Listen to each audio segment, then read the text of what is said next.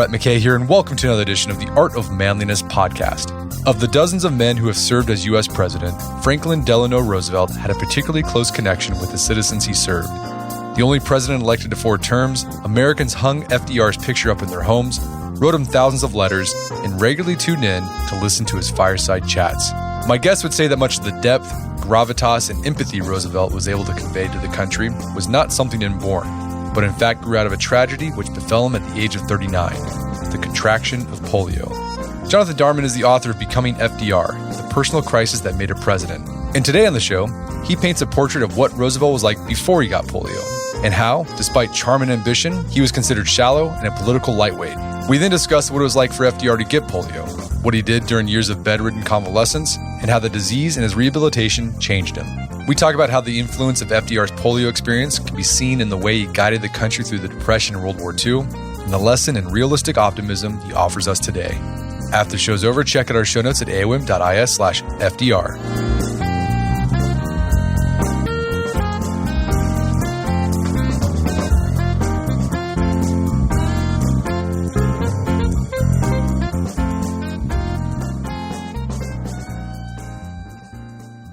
All right, Jonathan Darman, welcome to the show.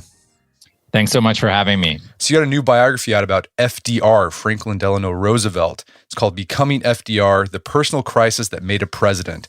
There have been a lot of biographies written about FDR because he's one of the most consequential U.S. presidents. He's probably up there with Abraham Lincoln, George Washington's in terms of the influence he's had in America. What were you hoping to explore and uncover about the man that previous treatments had skimmed over?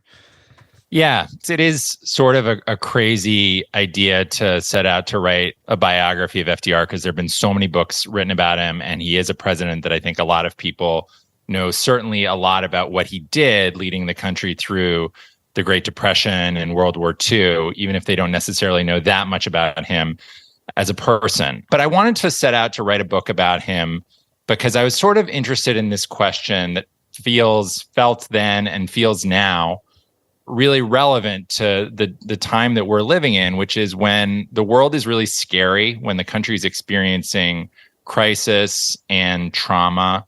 How does a president sort of form a bond with the people that he's charged with leading and inspire hope and convince them not just that things are going to be okay, but things are going to be better and the country's going to be able to do big things? And FDR is about as good an example as we have of that in the American presidency. And I thought, honestly, when I started working on this, that the book was going to look at his presidency. I didn't think it was going to be about polio at all. I thought it was going to look at FDR's experience with polio in maybe half a chapter, because I thought, everyone knows that FDR had polio. And I thought sort of the significance of it was that FDR, the steps that he had taken to conceal his condition from the public and the sort of code of silence that existed in the press around that. And I thought everyone sort of knew all of that. But when I dug into researching FDR's life and really sort of wrestling with who he was, I was really struck by how formative the experience of getting polio at age 39, the middle of his life, was in shaping and remaking his character and really creating all of these qualities in him that would make him a great president. And really sort of, I tried to sit in his head and think what it must have been like to be him as someone who, before he had polio, he'd had a whole career in politics that was sort of built around this idea of being an athletic, attractive, tall, virile American man. And he gets polio at age 39. He loses the ability to walk on his own unaided for the rest of his life. And sort of just trying to imagine what that would have been like for him at that stage in life really was the way in for me. And I think really I came to understand this incredibly important effect it all had on his character for the first time when I read his correspondence with other people who had polio. Other people with polio started writing letters to him in the earliest days after his condition was announced to the public in 1921. And I was particularly struck by a letter that he got from one man, someone he didn't know, a former railroad worker who had gotten polio had been completely paralyzed, and had been in a hospital for 7 years. And that man wrote to FDR, and he described the ways that rage and shame and fear had sort of impeded his recovery. And he wrote to FDR, he said, "Mr. Roosevelt, whatever you do, don't worry. It won't help any." And that was sort of the moment that the book kind of revealed itself to me, because I could see sort of a direct line from those words to the man who goes on to say, the only thing we have to fear is fear itself. Okay, so let's dig into how Roosevelt changed from before polio and after polio, because I think you did a great job exploring what he was like, his character was like before he got the diagnosis, and then how the process of recuperating and kind of coming to terms with this disease, how it changed him and basically made him the president that he became. Let's start with his childhood. What was FDR's childhood like, and what was he like as a young man? Yeah, so this was super important in the work that I did, because I wanted to understand who he was before polio and see the way that it changed him. Because I think a lot of us sort of think of FDR as this kind of like godlike figure who was just sort of made as this natural great leader. And that wasn't really the case at all. He was born in 1882. He grew up largely at his family's estate in the Hudson Valley in Hyde Park. And the sort of hallmarks of that upbringing were extreme privilege. He came from an old New York family, the Roosevelts, and wealth, but also extreme isolation. He didn't have any siblings who were close in age. He had one half brother who was an adult by the time that FDR was born. And so he didn't really have very many playmates in the area around where he lived. And his sort of chief influences in a lot of ways, and his chief companions were his parents, James Roosevelt and Sarah Delano Roosevelt, his mother, who was this incredibly formidable woman who, you know, sort of threw everything she had into FDR's upbringing. A lot of women in her class at that stage in time might have, you know, given a lot of the child rearing responsibilities to nannies or governesses. Sarah really wanted to be in charge of every aspect of Franklin Roosevelt's experience and upbringing. And she had this sort of, you know, immersive love for him. And she really raised him without any sort of rules about his expectations. She sort of prided herself that he didn't need a lot of, you know, coddling and rule making. But there's just this one giant expectation that hangs over everything in his childhood, which is that he should be as pleasant as he can at all times. And the only thing that would really, you know, bring the hammer down from Sarah, from young Franklin Roosevelt, was any sign of unpleasantness. And that's super important because it develops in him this unique ability that he has. I mean, as an adult, people would talk about his sort of emotional intuition and his ability to read people. And I think it has its roots in that upbringing with Sarah, because if your one rule is don't make other people feel unpleasant, you become very attuned to the sort of first sign that other people are finding you to be unpleasant. And he sort of would modulate his behavior accordingly. It also creates this sort of mask between whatever he's feeling inside and whatever he projects to the world. And that was really, you know, something that he carried with him all through life. So a lot of the work that I did in writing this book about him was trying to sort of penetrate that facade and get at what was really going on inside of his head. Yeah, we'll see how that mask played out when he got the polio diagnosis, but also that idea of just being pleasant and like wanting people to like you, that played out later on when he was in politics, and particularly as a president. You know, there's stories of people talking to Roosevelt and he'd be like, "Oh yeah, so yeah." And people would walk away from the conversation thinking, "Oh yeah, Roosevelt agreed with me. Like he completely was on board with what I had to say." And then Roosevelt would do the complete opposite. And people were just like dumbfounded. It's like, what's going on here? And people were like, is he lying to me? It's like, no, he just actually, he wanted people to feel comfortable around him. So he'd say what he needed to say to make that other person feel good. And sometimes that meant not actually saying what you actually felt. That's right. I don't think that speaking his truth, as we would put it today, was something that he valued highly at all times. He was okay with people sort of getting a surface level view of him and not understanding exactly what he was doing. So he had a very privileged childhood. His mother had a big influence on him. He gets into young adulthood and he instantly moves to political life, which made sense because his family, he's a Roosevelt, Teddy Roosevelt, Theodore Roosevelt was like a fifth cousin of his and kind of loomed large in FDR. What influence did Teddy Roosevelt have on FDR's political career? Yeah, Teddy Roosevelt was his fifth cousin. And in his childhood, he'd been this sort of, distant figure. But he takes on this role of prominence at, I think, a really interesting moment in FDR's life. So FDR, goes to boarding school, then he goes to Harvard. And in his freshman year at Harvard, FDR's father, James Roosevelt, died. And that's this moment, as I thought about it, it was sort of the first real challenge that FDR had faced as a person. And it could have been a sort of moment for growth because FDR's sort of lost and he's looking for a new role model. And he finds it in this cousin of his, Teddy Roosevelt, who that same year gets catapulted from the vice presidency into the presidency after the assassination of William McKinley. And all of a sudden, a man named Roosevelt, who has Franklin Roosevelt's last name, is the most famous and celebrated person in the country and in time in the world. And Franklin sees that and says, I want to be that.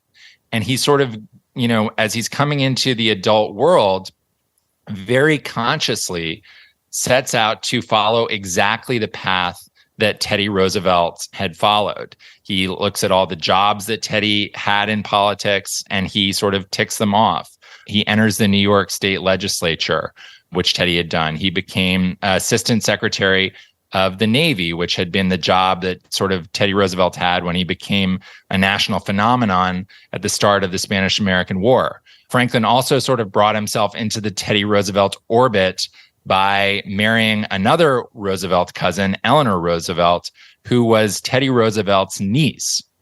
So when he marries her, he comes much, much closer to the sort of Teddy Roosevelt inner circle. And that I think was part of what the attraction to Eleanor was. So he very much sort of goes about his early career with this idea that if he can do the best impersonation of Teddy Roosevelt possible, his destiny is going to be the same kind of greatness that Teddy Roosevelt had. What was driving FDR? Why was he so ambitious? Was it just he just wanted the thing, or was there like an underlying ethos of I want to serve the greater good? It's a good question. I think that he had in the abstract this idea that his purpose was to help others. He was a progressive. His father had been a progressive Democrat, and his father gave him this sort of worldview about, noblesse oblige, that if you were a privileged Roosevelt, you had an obligation to help others. But I think when you look at FDR's career in the years before he got polio, he has this idea that if he's going to do good, he first has to become great.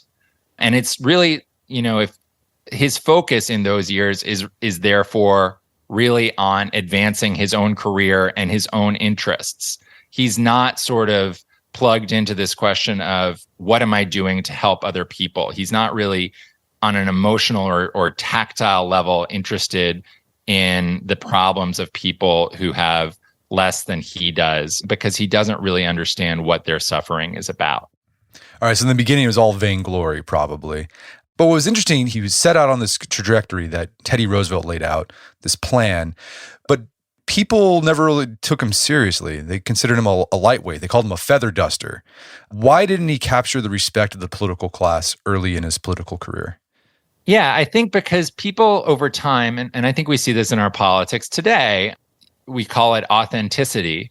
They can sort of sense that even if someone has all of the right attributes, which Franklin Roosevelt had, he was handsome, he was athletic, he was charming, he was charismatic, he had the last name Roosevelt. If there's not some substance behind it, people can sense that over time. And you saw that sort of play out. So he had an ability to captivate a room. He got put on the 1920 Democratic ticket as the vice presidential candidate, in large part because people liked the way he looked running around on the convention floor, sort of jumping over rows of chairs and picking fights, and sort of they thought, oh, there's a coming man. But, when people would go to see his speeches, they wouldn't really remember anything particular that he had to say. None of that great oratorical ability that we all associate with FDR was there yet. So they could sort of sense that this was someone who was a lot more sort of surface than he was substance. And I think that, if he had gone on that trajectory, he might have, achieved higher offices. He might have, if he'd been really lucky, even gotten to be president someday. But he never would have been a great president because he hadn't really been tested in a way that would make his character up to that. Okay, so he had a pretty decent political career early in life. He was representative. He was the assistant secretary of Navy. He got to be vice president candidate, but lost in 1920. So at this point, he's about 38, 39. When exactly did he contract polio? So he contracted polio in the summer of 1921, and that's the year after he had lost in the 1920 presidential election in a landslide as the vice presidential candidate. So he was in the private sector, and he had come to his family's vacation cottage on Campobello Island, which is a Canadian island off the coast of Maine. And he arrives there, and he's on vacation with his family. And he's going about it in this sort of typical Roosevelt fashion. He's, sailing, he's running all over the island, he's swimming, he stamps out a fire. And then in the afternoon on a day in mid-August, he starts to feel fevered and has a stiffness in his back, and he goes to bed early.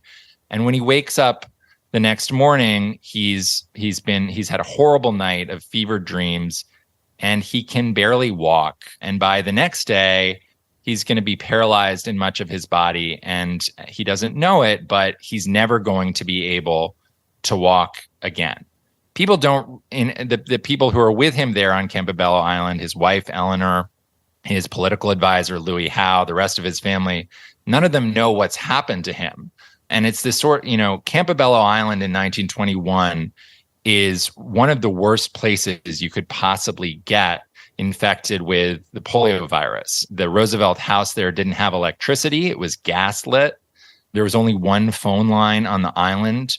There's not a full-time doctor on the island. There's just a sort of local country doctor from Maine who would come and take care of patients there. And that man was not able to see Franklin Roosevelt's early symptoms and diagnose polio. So he goes through this really terrifying 2.5-week ordeal where he's getting sicker.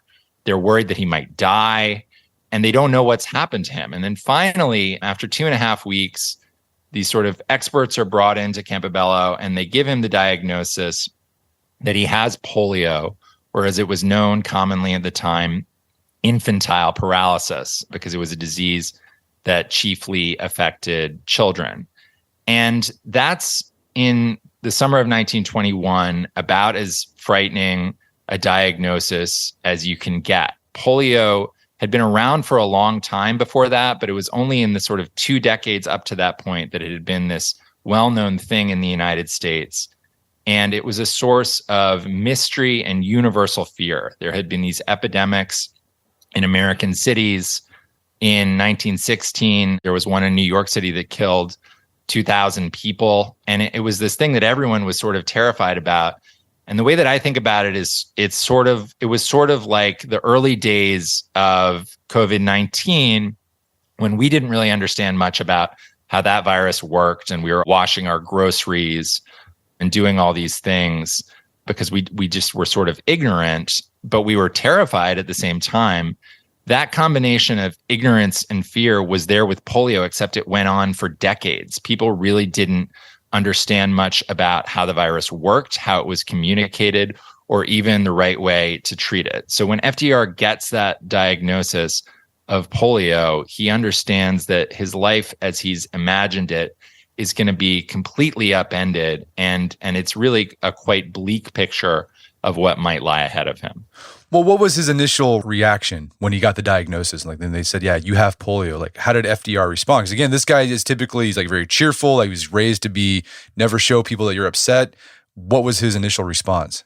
So his initial response, Eleanor Roosevelt looks at him when he gets the news, and she looks for some sign of fear, sadness, and it's just sort of complete placid exterior. He just sort of accepts it. But I think what was clear to me after looking at this period was that inside he's really quite struck by it. And he does a couple days later when that country doctor comes to check on him. FDR actually breaks down in tears, and he doesn't say like, what's going to become of me. He's frustrated because he doesn't feel like he has a clear plan. He's not getting good recommendations from doctors about what he should be doing. And that's always been the way that he's sort of understood things up to that point is, if you have a problem, you just take charge of it yourself and you solve it. And he really sort of struggled to, I think, bring himself around to the idea that at least at first, what he could do for himself was not at all obvious. And a lot of the work that he does in those first weeks, months, years after getting the polio diagnosis is coming to understand all the things that he can do to sort of take charge of his own destiny again, even after it's been completely hijacked by this disease. Well, and there was a key person that helped him come up with this plan. This guy named Lewis Howe. This is a political advisor that FDR had since he was an assemblyman in New York. And this guy was he was setting out a plan for FDR to become president. That was the goal. He was just as invested in this as FDR was. How did Howe respond to FDR's polio diagnosis? Because I imagine this threw a big wrench in his plans, right? Definitely. I think, we were just talking about all the bad luck that FDR had that summer and fall of 1921. I think in a lot of ways, the one great stroke of good luck that he had was that he had someone like Louis Howe in his life. We have today, because we watch shows like House of Cards or Veep, we have this like understanding of political consultants, which was what sort of the role that Howe played for FDR was. We have this idea of them as these like deeply cynical figures. And I think most political consultants, if they find out that the guy that they were trying to make president and that they'd seen as someone who was a coming man, all of a sudden that guy has lost the ability to walk, is going to be out of the arena for years at a time, most political consultants would start looking around for another job and for another candidate. Howe did the opposite. He moved into the Roosevelt's house. He cared that much about Franklin Roosevelt that he wanted to just be there in every way that he could to sort of help shape FDR's recovery. And I think the key insight that Howe had came from talking to FDR's doctors in those early days, and those doctors saying that the sort of quality of his recovery is going to depend in large part on his belief that some things are going to get better, that good things lie ahead. And at that point in time, a lot of the other people in FDR's life, most prominently his mother, were saying to him, "Okay, you have this disability now, and it's gonna require. We don't know if you're going to be able to walk again, but if it is, it's going to require a lot of work and recovery. You should give up this idea of politics and just sort of retire to a quiet country life as a country squire." And Louis Howe doesn't buy into that at all. He goes to FDR and he says, "Look, I think you're not only going to return to politics, I think you're going to be the president of the United States. And I have a detailed plan for how it's going to happen. You're going to devote a lot of your life in the coming years to recovery, to trying to get as much mobility again as you can. We're going to find other ways to keep your name in front of the public eye. And we're going to be strategic in sort of looking for moments for you to reemerge, but it's going to take time." And in Howe's eyes, it was going to take a lot of time. He told FDR that, he could run for governor in 1932 and then run for president 4 years later in 1936. So he presents FDR with this like very detailed plan of the years ahead and the path forward. And FDR's response to him is, "When do we start?"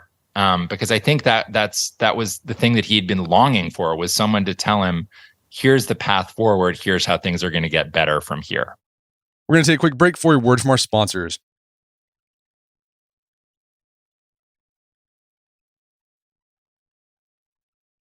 And now back to the show.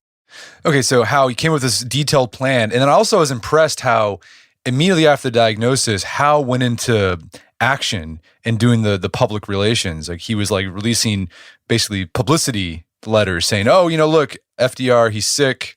We're not sure exactly what it is, but he's recovering. I mean, he was doing some spin. And I guess they were just trying to hide the fact that he had polio. They wanted to give the polio diagnosis on their own terms. Yeah, that's right. I mean, if you read the article in the New York Times, when they ultimately announced in September of 1921 to the public that FDR had polio, FDR's doctor is quoted in that article as saying, no one need have any fear of a permanent disability. And he knew the doctor knew when he said that was not true. And that, I think it's safe to assume that was the hand of Louis Howe sort of trying to influence and put the best face forward, because there actually were quite a lot of articles about FDR in these years where they're talking about his condition and the fact that he had infantile paralysis. But it's always sort of stresses that the worst is behind him, that he's made this miraculous recovery, and very soon he's going to have no effects of polio anymore at all.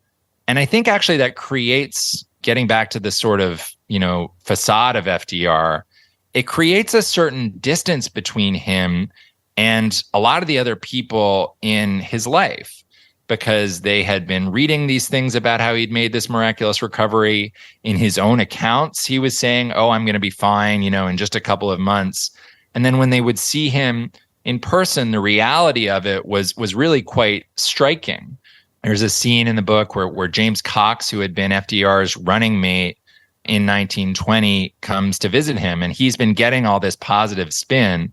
And when he sees the difference between that spin and the reality of FDR, who's in quite bad shape at that point, he's sort of moved to tears, and it's this humiliating moment for FDR. And so even the people who might have been close to him in that moment can't really form a connection because there aren't words that they have to describe what's going on.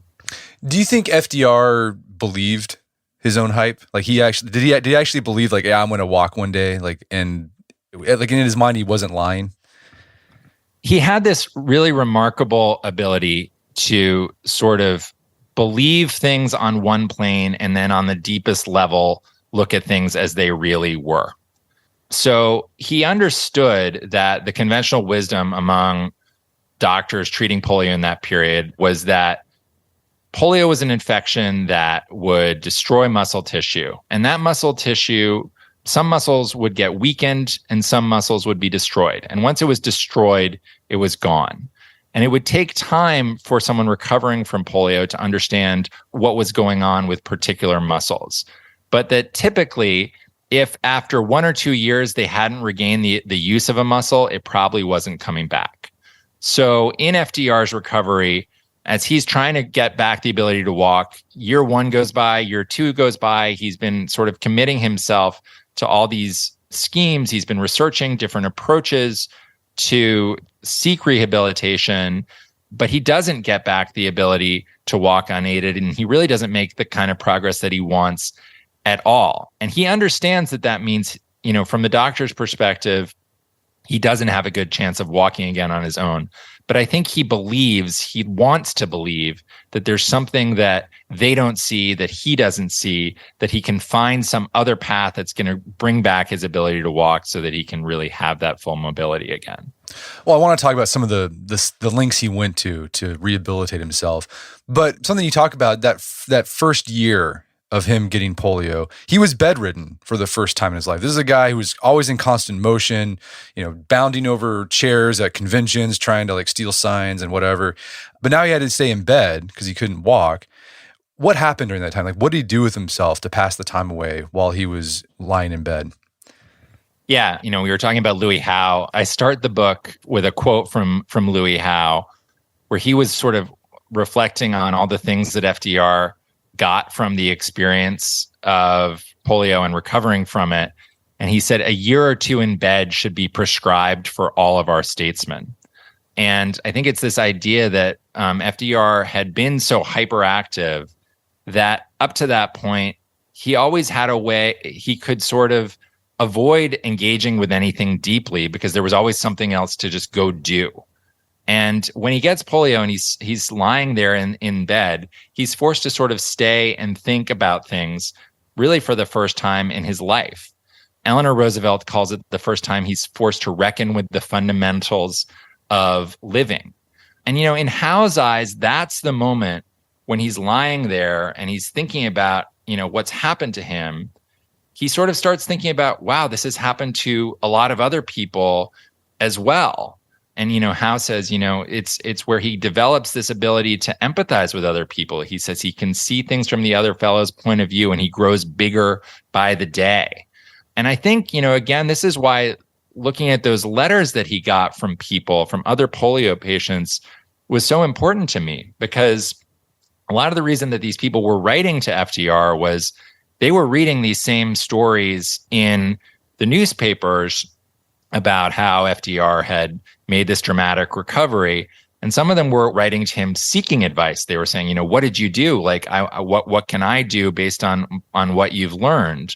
But others were offering advice.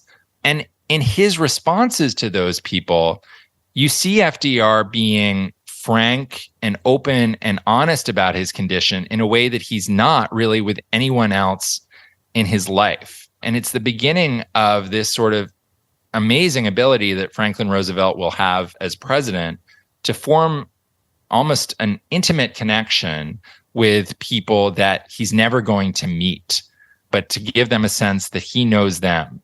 And I think that that's really the biggest legacy of those years of quiet lying in his bed.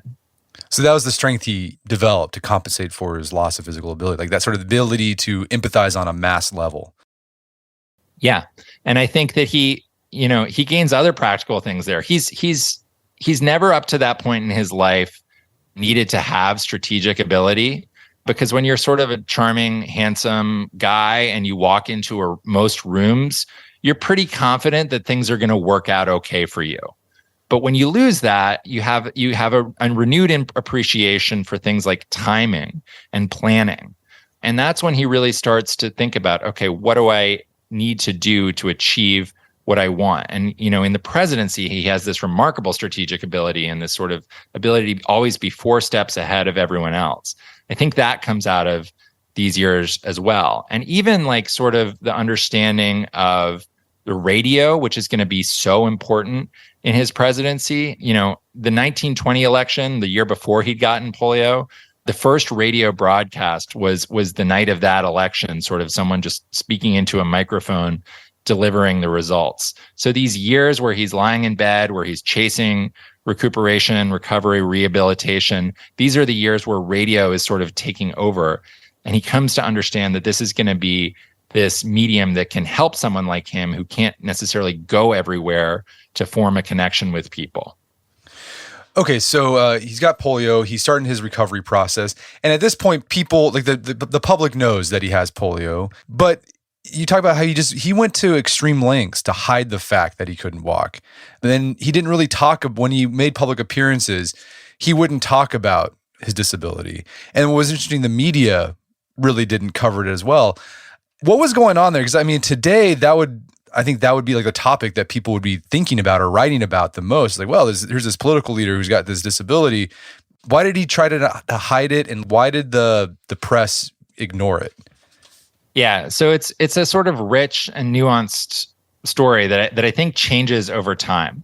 So certainly when he was president, he never really talked about his disability publicly, except for a couple of exceptions at all. And the press really didn't talk about it because they understood that he didn't want to have focus on that.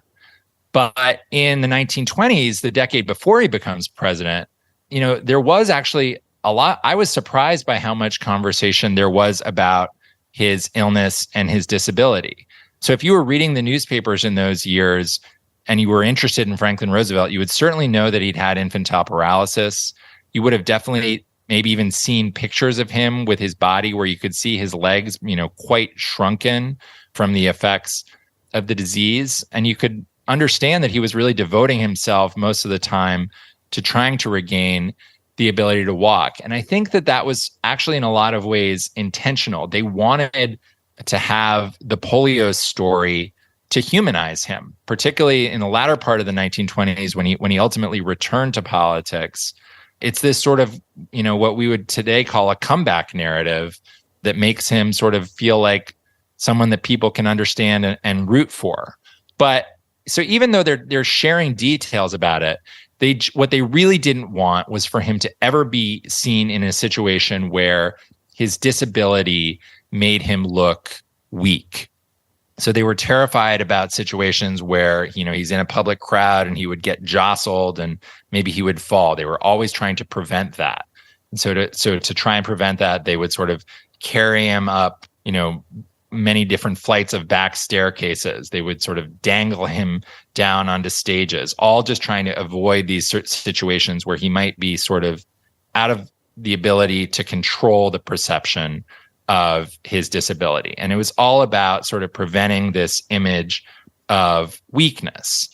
And I think, the irony there is that, as I describe in the book and what we've been talking about in the conversation, polio is not really his weakness. It's the source of all that's great in him. And what really drove that home for me was an essay that I found from another polio patient that was written in the first days of FDR's presidency, where he was talking about this conversation about the president's disability and what, as he put it, able-bodied people thought of FDR. And he said, perhaps they failed to realize that the paralysis, which has made us weaker animals, has also made us stronger men.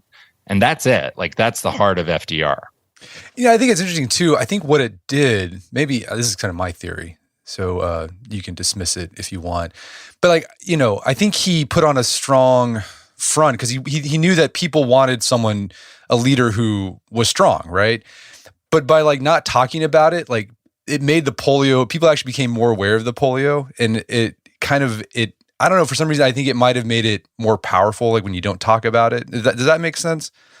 I actually think that's completely right. It's, to use the cliche, it's sort of show, don't tell. People knew enough about polio to know that he had been through this experience, that it had been a trying experience, that he had sort of persevered, but he wasn't sort of making the link for them directly, saying, I understand your suffering because I have suffered. And it was therefore a lot more powerful because people could sort of sense when he's saying these words to them that are inspiring, that this is someone who knows what he's talking about. So an important part of his rehabilitation process was he discovered this place in Georgia called Warm Springs. Tell us about that place. Yeah, so Warm Springs, I think, is such a great part of this story. He goes there in the fall of 1924, and that's 3 years after he had first gotten polio. So it's outside of that window where he's really got a chance of regaining the ability to walk on his own unaided. So he goes there because in a lot of ways he's looking for a miracle. And Warm Springs is billed to him as this place in the mountains of Georgia where there are these waters that have these sort of miraculous healing properties and that have given other paralysis patients back the ability to walk. So he hears about it and he's sort of immediately drawn in. And he goes down there in the fall of 1924 and he discovers that it had been billed to him as this sort of spa resort, but it's really this sort of ramshackle, beaten down place. But it does have a pool with these waters, and he gets in the water and he right away has two thoughts. The first thought is, this really does feel like magic. And the second thought is, it's a shame that it's only for me. And I think that's, so important because you see there how much that sort of quality of empathy that he's been developing has really become central to him. And he goes from that point on, really, Warm Springs becomes this place that's much more about his ability to help other people than it is about his ability to help himself. He very quickly starts thinking of himself as sort of the leader of Warm Springs. Later in the 1920s, he'll actually invest a large portion of his personal fortune to buy the colony. And that's a big deal because it's like the 1920s. Other people in FDR's social circle are spending their money in the stock market and getting rich. he puts it into Warm Springs, which I think he has sort of vague ideas that it could be a moneymaker, but anyone who looks at it objectively sees that that's not going to happen. This is really about service to others. And he gets super involved in bringing other patients to Warm Springs and in sort of guiding their recovery. So I would, when I was researching this, read medical reports from Warm Springs that would describe a patient who had arrived there, describing the condition that they were in when they arrived, describing the condition when they left, and tracking all these specific measures of improvement. And then down at the bottom of the report, you would see the author of the report had signed his name, and it was Franklin D. Roosevelt. He was that engaged on an individual level. And I came to sort of see Warm Springs as, in a lot of ways, this sort of place where he puts into practice the sort of all of the principles that he's developed about how you foster hope and nurture recovery, and uses it almost as a laboratory for how you can use those principles to inspire recovery in other people. And how did this experience influence his approach to his presidency? I mean, I think at Warm Springs, he gets this sort of, it crystallizes for him the pragmatic necessities of hope.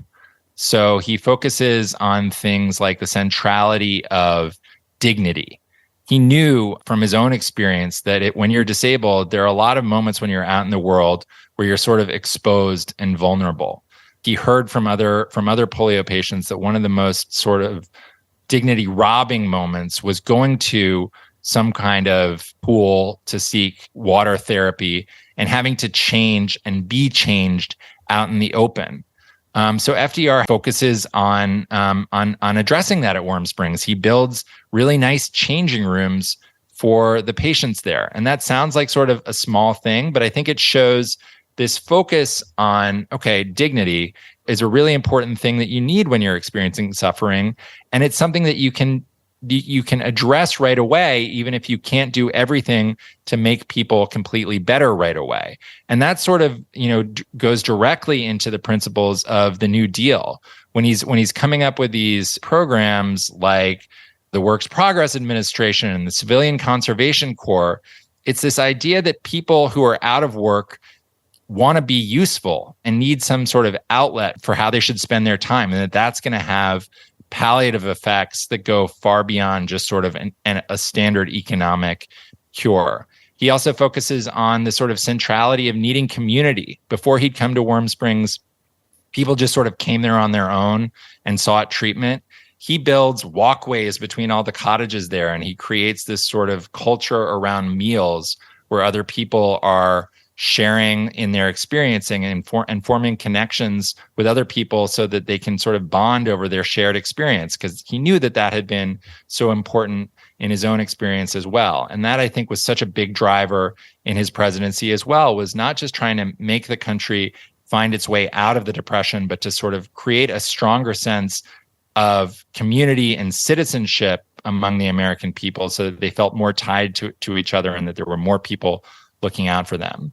So those are some of the sort of practical things that he gets from his own experience and from Warm Springs that I think he directly applies to the presidency. And another thing you talked about too that stood out to me was he was constantly experimenting at Warm Springs. And then he was as you said, he had these reports, he wanted to measure progress. And if he saw that something wasn't working, he would just discard it. And he took that approach in his presidency in those first 100 days. Like, he would just try different things, like throwing spaghetti on the wall to see what worked, and they'd measure the progress. If it wasn't working, they'd get rid of it. And I think you can trace that back to Warm Springs. There's a famous FDR quote that he gives in his 1932 campaign for the presidency, where he's sort of laying out the New Deal for the first time. And he says, "Try something. If it fails, admit it plainly, but above all, try something." And that's ethos is, yes, completely at the heart of the New Deal, that it's much better to be seen acting and trying to find a solution than to ponder and wait and find exactly the right solution. And it comes completely from his own experience of sort of doing his research, but then throwing himself into whatever he can and trying to assess whether it's working. And then if it doesn't, sort of very pragmatically moving on. What role do you think FDR's polio played in his being able to win the presidency in 32? I think it was essential, and what's ironic is that a lot of people thought when he ran for president in 1932 that it was going to be the thing that kept him from it. So he came back into politics in the late 1920s. He got elected governor of New York, in part by using this comeback story from polio. And that made him the front runner to be the Democratic nominee in 1932. But a lot of the sort of other potential candidates, some of his rivals in the Democratic Party, kind of discounted him because they had known the pre-polio FDR, the guy that we were talking about at the beginning of this conversation, who was sort of shallow and vain. And they assumed that, he was still that same person, and that if anything, he was just a sort of weaker version of that person because now he was, in their words, a cripple. But what they didn't know was all the ways that polio had changed him. And it gave him this, remarkable new strategic ability that he'd never had before. And if you read the book, you see that sort of play out over the course of the campaign.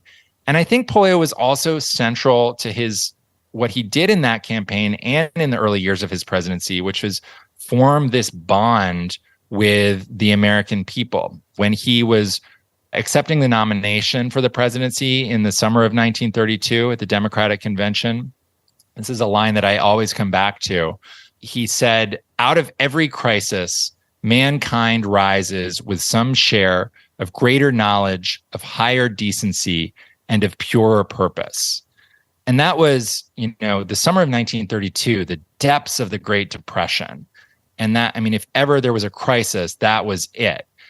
And people believed him when he said those words. And they believed it because he believed it. And he believed it because he had lived it in his own life. Are there moments in his presidency that you can point to and say, yeah, his polio is what made that possible? Yeah, I see it a lot. I think if you look at the fireside chats, Roosevelt's famous fireside chats, if you read them, they're not really like soaring oratory. They're quite dense and detailed. And I think that came in a lot of ways out of his own experience with polio, because if you've had a serious disease, you know that in those situations, when you're looking to a voice of authority, if it's the doctor, if you're a patient, or if it's the president, if you're someone living through the Depression, you want the details because it's going to give you confidence that this person knows what they're talking about and that they have a clear idea of what the path forward is. So I think that's certainly huge. I think in his leadership during the war, Eleanor Roosevelt talked about how polio gave FDR the ability to make a decision and then draw a curtain and go to sleep. And that was really important when he was leading the country during World War II, because he had to make these really tough decisions that had huge consequences. Really in terms of the fate of liberty and civilization. And he didn't know if he was going to be right or not. And he knew that he might not know for months or even years at a time. But he was okay with that. And he was sort of comfortable enough in his own skin to make those decisions. And I think he was able to do that because he'd been there before. That was in a lot of ways analogous to what he'd gone through when he was pursuing rehabilitative strategies for polio, was this idea of finding out what's a course you can take and trying it and then waiting over time to see what the result would be. What do you think are some lessons listeners can take from FDR and how to handle a big setback in life? I think in a lot of ways, the simplest way to answer that is to look at some advice that FDR got from a relative himself in the earliest days of FDR's recovery. So he had this uncle named Frederick Delano, his mother's brother, who was a very capable, action-oriented guy. And in those weeks where they were trying to figure out what had happened to FDR, what he was suffering from, and how to get him the best treatment, Frederick Delano sort of comes into the breach, and he's as helpful as he can be. And he has this affection for Franklin Roosevelt, and he's really thinking about what this disease is going to mean for FDR, and he worries about it. And there's one night where he's up all night worrying about it, and he gets up in the morning, and he writes FDR a letter. And he starts out the letter by saying, "I might give you some fatherly advice." And I think that's kind of a signal that this is not going to be your typical sort of Delano or Roosevelt family letter. This is going to be talking about heavy stuff and feelings, which was not sort of the way that they typically operated. And he said, you're facing this challenge and it's going to rely on your own character. And I thought it might be helpful if I give you my philosophy for living. And he says, to my mind, philosophy means in substance, making the best of the situation, taking things as they are, and above all, not fooling yourself, and by intelligent reasoning, determining the right course to pursue. And then twinned with that, he talks to FDR about the importance of optimism. He says, I never worry. I accept things as they are. I look forward and not back. So when people are going through hardship, optimism can be a hard thing to find. And it certainly is easy for us who are not suffering to tell other people to focus on the positive. But I think that FDR, if he were here to tell people what they need in suffering, he would really give another version of that same set of advice from Frederick Delano, sort of pairing the realism that you give to yourself with optimism about the future and what you can really get out of this setback that you don't see even in the midst of hardship. Well, Jonathan, this has been a great conversation. Where can people go to learn more about the book and your work?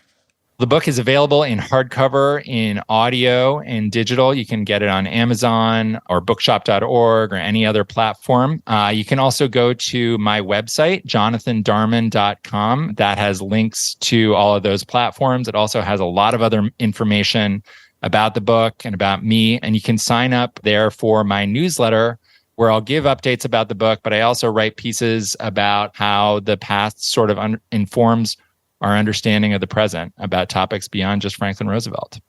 Fantastic. Well, Jonathan Darman, thanks for your time. It's been a pleasure. Thanks. It's been a great conversation. My guest today was Jonathan Darman. He's the author of the book, Becoming FDR. It's available on Amazon.com and bookstores everywhere. You can find more information about his work at his website, jonathandarman.com. Also, check out our show notes at aom.is/FDR, where you can find links to resources where we delve deeper into this topic.